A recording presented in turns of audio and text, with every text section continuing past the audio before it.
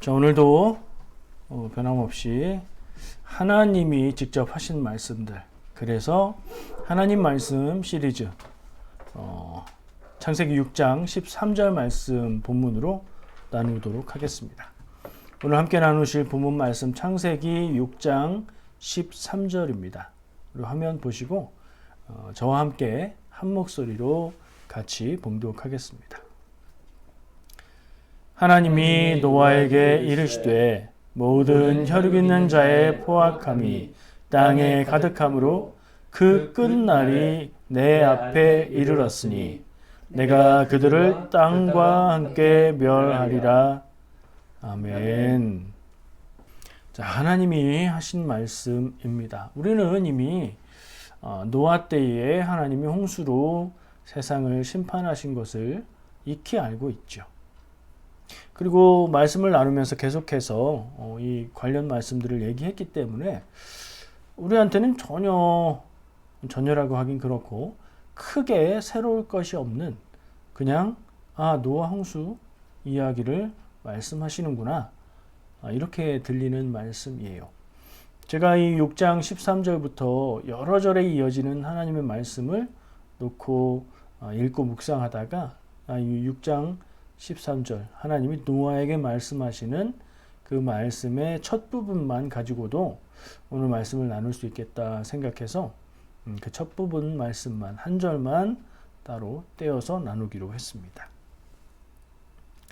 말씀의 내용이 우리가 익히 알고 익숙하다고 생각하고 게다가 분량이 길지 않습니다. 한눈에 다 들어오고요. 요약을 하라고 해도 하나님이 노아에게 세상을 멸망시키실 것이다 라는 얘기를 하셨다. 이걸로 다 요약이 되는, 근데 요약도 원본도 크게 다르지 않는 그런 정도의 이야기이지요. 이런 말씀들을 볼 때는 여기에 분명히 뭔가 중요한 의미와 뜻이 담겨 있다 싶으면 세밀하게 자세히 파봐야 돼요. 마치 고고학자가 땅을 발굴할 때 포크레인으로 파다가 뭔가 나오는 느낌이 있으면 삽으로 파고, 그러다 뭔가 탁 삽에 걸리면 그때부터 빗자루를 사용하고 그 다음엔 붓을 사용해서 유물을 발견하는 것처럼 오늘은 이 짧은 말씀을 필요한 부분들로 쪼개서 분석을 좀 해보려고 합니다. 때로는 어떤 말씀은 쪼개서 볼 필요가 있어요. 자, 그래서 어떻게 나누어 볼 거냐? 첫 번째, 하나님이, 두 번째, 노아에게, 세 번째, 그 끝날이 내 앞에 이르렀으니, 네 번째, 그들을 멸하리라, 다섯 번째, 땅과 함께, 다섯 가지 내용을 쭉 나누어 보려고 합니다. 어떤 부분은 짧을 수 있고 어떤 부분은 좀 길어지기도 할 것 같아요. 하나님이, 자, 이 말씀을 가지고, 이 부분을 가지고 무슨 분석과 이야기를 할 수 있을까요? 이 얘기가 하나님이 하신 말씀이다. 끝. 그죠? 하나님이 하신 말씀이에요. 우리는 성경을 하나님의 말씀이라고 얘기하고요. 혹은 성경에 구체적으로 써 있지 않아도 하나님이 나에게 감동으로 어떤 마음을 주셨다 싶으면 또 하나님의 말씀이라고 하기도 하지요. 그것은 관용적으로 교회에서 사용하는 하나님의 말씀의 넓은 의미들입니다. 제가 이번 그 말씀 나눔 시리즈를 통해서 직접 하나님이 직언으로 하신 말씀에 대한 기록을 그것들을 골라내서 보는 이유는 아주 좁은 의미의 하나님의 말씀, 거기에 무엇이 담겨 있을까 하는 것을 찾아보기 위한 것이고요. 그래서 이 하나님이 노아에게 말씀하셨다는데 하나님이 하신 말씀이다. 이 부분은 하나님 말씀 시리즈의 의미에 부합하는 그런 정도로 생각하면 좋을 것 같아요. 여기서부터 나오는 말은 성경 기록한 사람이 기록한 거 아니고, 물론 기록했죠.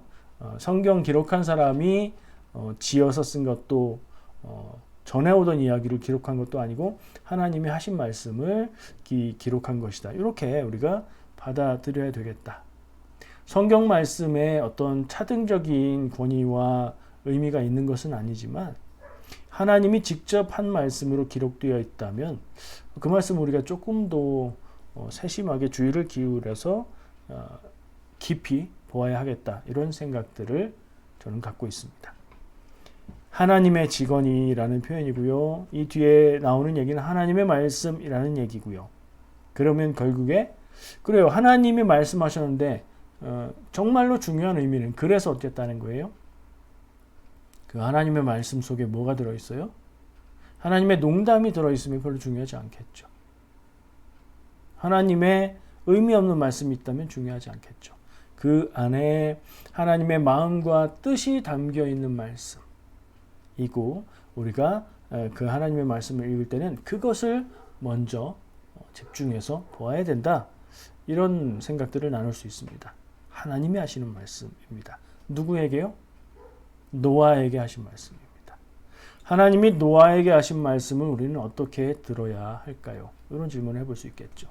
하나님이 노아에게 하신 말씀, 믿는 자에게 하신 말씀이니 나에게 주신 말씀으로 적용하면서 들어볼 수도 있습니다. 또 한편으로는 그 당시에 세상 사람의 인구가 몇인지 모르겠지만 세상 노아를 제외한 모든 사람들을 빼놓고 노아에게만 말씀하셨다는 생각을 하면서 이 말씀을 받아들이고 이해하고 생각할 수도 있습니다. 자, 그런 의미에서 보면 왜 하나님이 노아에게 말씀하셨습니까? 노아는 왜 홍수 멸망에서 살아남을 자로 선택됐습니까? 의인이라고 말하고 있죠. 노아는 의인이기 때문입니다. 의로운 사람입니다. 성경은 의인이라는 사람들도 몇 명 있고요. 성경에 보면. 근데 또 한편으로 성경이 전체적으로 하는 말씀을 보면 세상에는 의로운 사람은 없다. 의인은 없나니 하나도 없다. 라고 얘기하는 목소리가 있기도 합니다. 우리가 착각하지 말아야 됩니다. 성경에서 같은 단어를 쓰고 있다. 라고 해서 그게 전적으로 똑같은 것을 말하는 게 아니에요. 노아가 의인이다. 이것은 하나님 앞에 그 존재와 행위와 마음과 생각이 완전한 의인이다. 그런 얘기가 아니죠.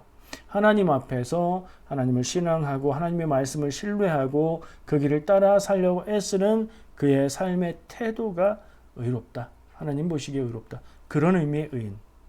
그러나 세상에 의인은 하나도 없다 할 때 그러면 노아는 뭐예요? 의인 아니에요? 다른 얘기예요. 같은 말을 쓰고는 있지만 다른 거예요. 다르다고 구분해야 됩니다. 세상에 하나도 없는 의인은 존재 자체가 완전한 의인. 생각과 행위와 말이 완전한 의인을 말하는 거예요. 없어요. 다른 얘기죠. 이 두 의인은. 자, 노아는 완전해서 의인이 아니라 당시의 사람들과 비교해서 상대적으로 하나님을 바라보고 하나님을 믿고 따르고 하나님의 뜻을 구하면서 살았던 상대적인 의인이다. 그리고 삶의 그런 태도가 하나님 앞에서 의로운 자의 태도다. 자, 여러분 스스로에게 적용해 볼까요? 저도 생각해 볼게요. 나는 이 노아와 같은 의인인가? 아닌 것 같죠. 이 노아와 같은 의인이 될 수 있는가? 될 수 있죠. 노아도 사람, 나도 사람.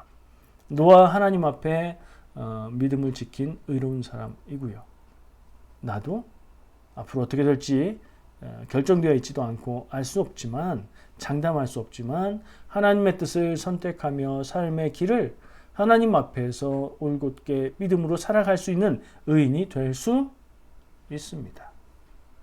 그렇지 않을 수도 있고요. 그렇지 않을 수 있다는 얘기는 그럴 수 있다는 얘기니까 이 노아에게 하신 말씀을 우리는 그런 측면에서는 나한테 하시는 말씀으로 한편으로는 들을 수 있고 또 한편으로는 세상의 모든 사람을 제외한 노아에게만 하신 말씀으로서의 의미를 생각해 볼 수도 있겠죠. 자, 우리는 의인이 될 수 있습니다. 노아와 같은 의로운 자세를 가진 삶을 살아갈 수 있습니다. 요거 하나 기억하고 넘어가면 좋을 것 같아요. 노아에게 말씀하신 것은 다른 사람에게는 해당 사항이 없어요. 심지어 함께 구원을 받았던 노아의 가족, 하나님이 노아의 가족에게, 노아의 아내와 아들에게 말씀하시지 않았어요. 노아에게 말씀하셨어요. 해당 사항이 없습니다. 다른 사람들은. 그건 뭘 암시하죠? 이제는 노아 외에 다른 사람들에 대한 얘기가 뭔가가 나올 거라는 암시가 되는 거죠. 노아는 따로 구별된, 따로 구분된 의로운 사람으로 하나님이 노아에게만 말씀을 하시는 거예요. 말씀의 내용은 뭐예요? 이제 세상을 멸할 것이다. 세상이 멸망할 것이다. 그럼 그 뭐예요? 말씀은 안 하시지만 내가 너를 선택해서 구원하겠다 하는 말씀이라는 걸 연결할 수 있죠. 그러면 노아 외에 다른 사람들은 성경 말씀에 바로 나왔잖아요. 아까 뭐라고 나왔죠?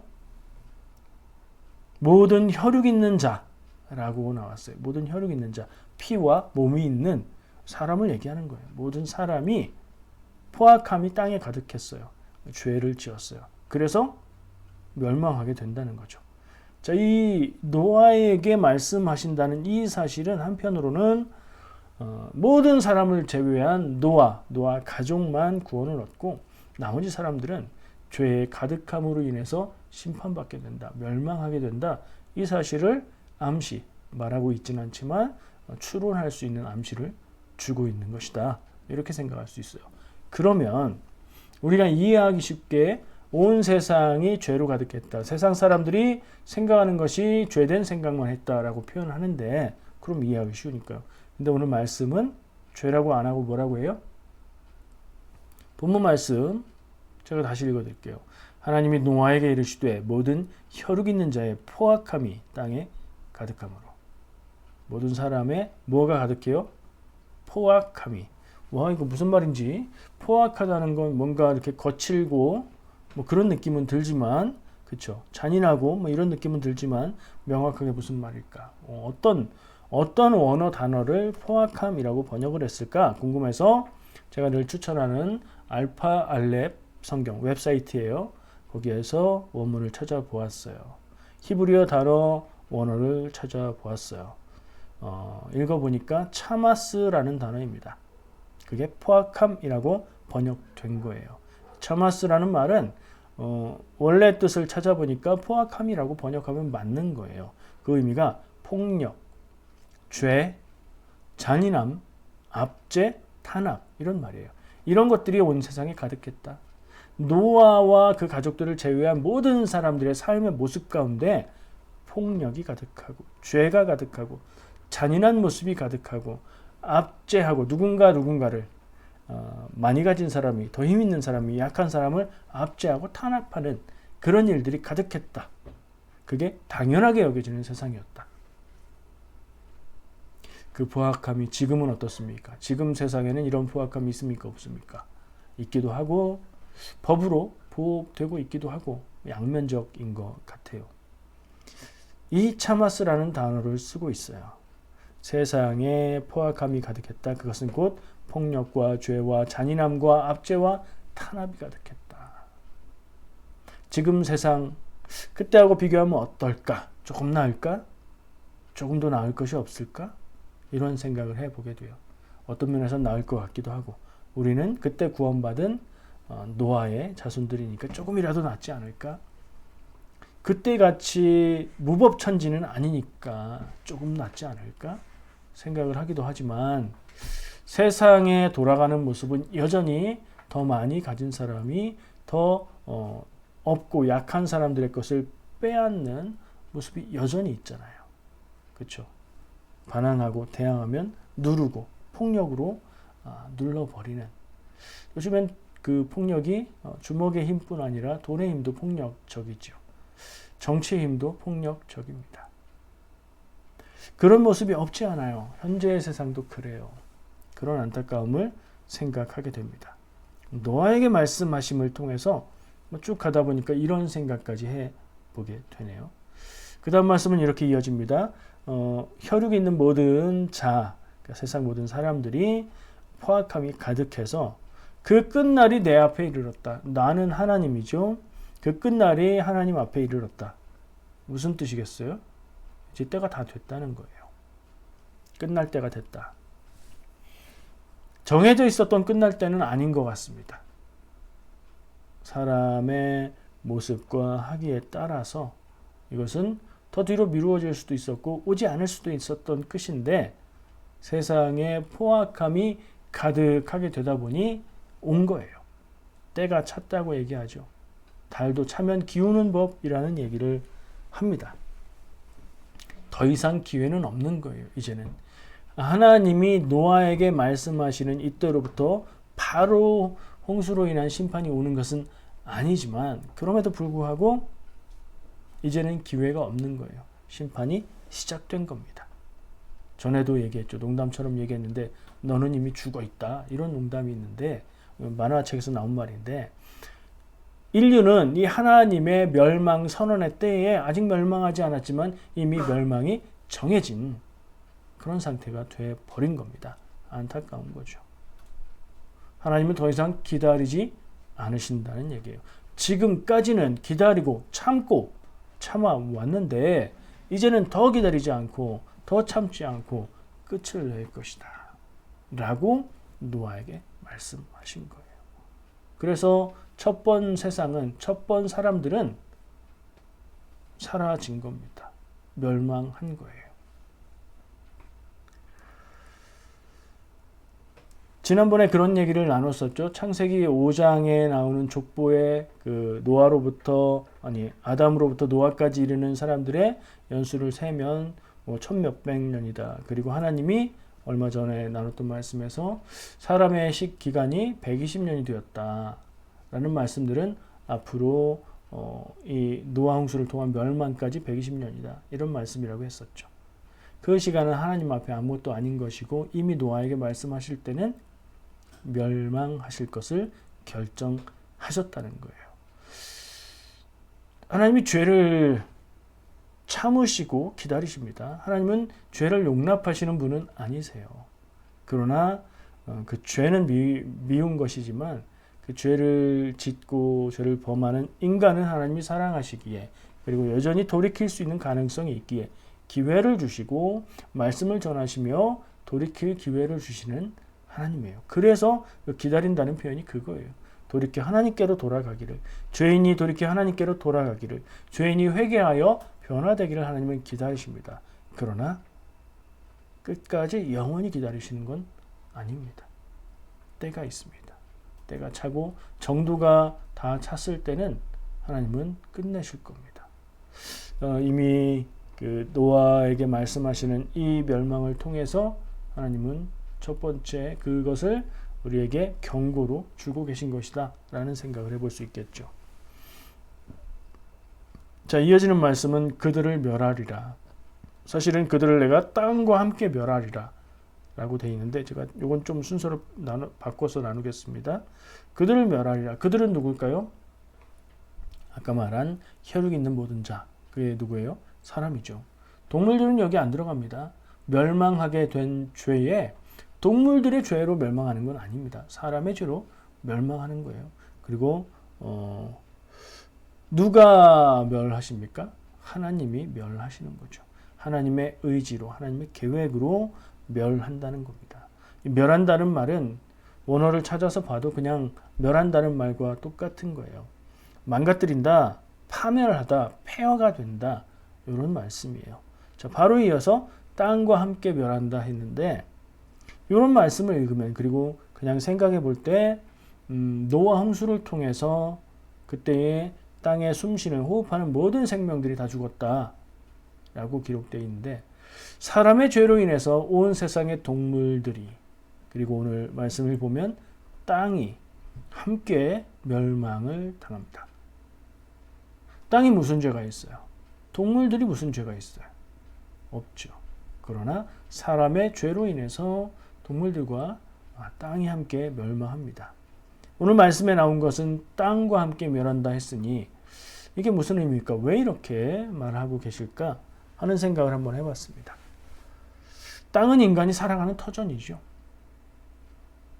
땅이 있으면 사람은 거기서 살아갑니다. 거기에서 식량을 얻고 뭐 건축도 할 것이고 땅에 무엇인가를 통해서 살아갈 수 있습니다. 땅 위에 살고 땅을 더 갖기 위해 싸우고 거기에 농사지어서 식량을 얻고 농사를 통한 식량으로 인구가 늘어나고 문명을 이루죠. 근데 그 문명을 이루는 것의 끝에 이 당시에는 죄의 가득함, 포악함의 가득함만이 있었던 겁니다.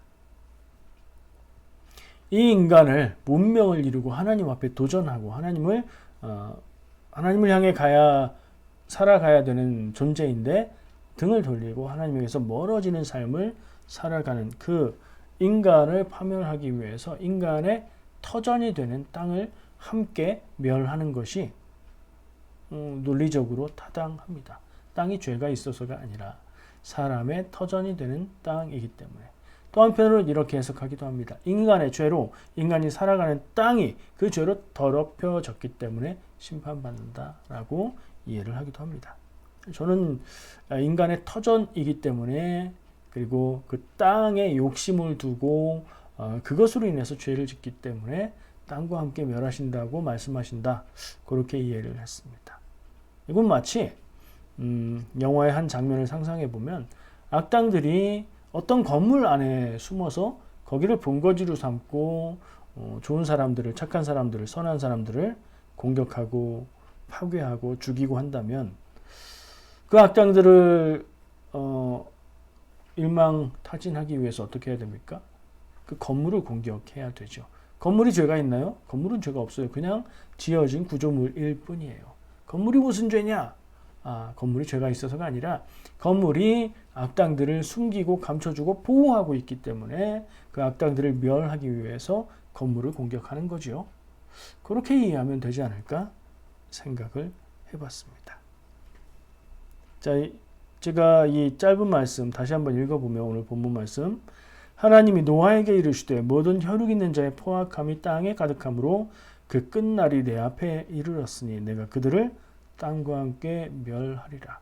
노아 홍수의 선언과도 같은 이 첫 번째 말씀을 몇 말들을 이렇게 따로 떼어서 생각해 보았습니다. 정리해 볼까요?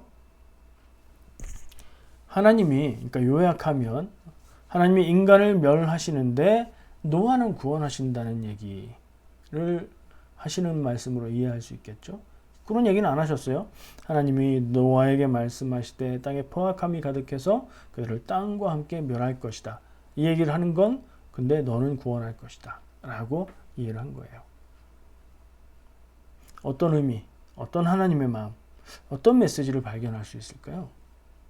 첫 번째, 하나님은 죄로 가득한 세상을 그냥 두시지 않는다. 하나님이 창조한 피조물인 세상이 사람의 죄로 가득하고 망가지고 파괴되는 것을 하나님은 그냥 두시지 않는다.